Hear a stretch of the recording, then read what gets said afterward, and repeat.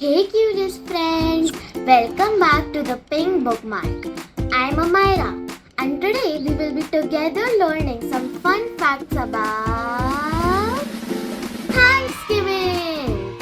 Let's start with its origin and history. Thanksgiving originated in the US.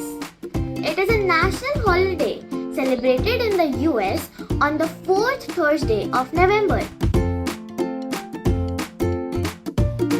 To give thanks to the year's harvest and blessings. It is a time for families and friends to gather around for a large meal, traditionally featuring turkey. Thank you.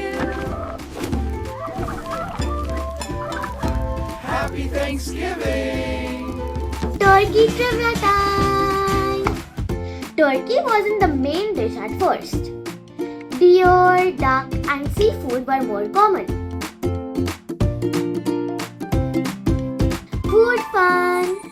Did you know that Americans eat about 46 million turkeys every year? Also, cranberries bounce when they ripe. That is how farmers test them.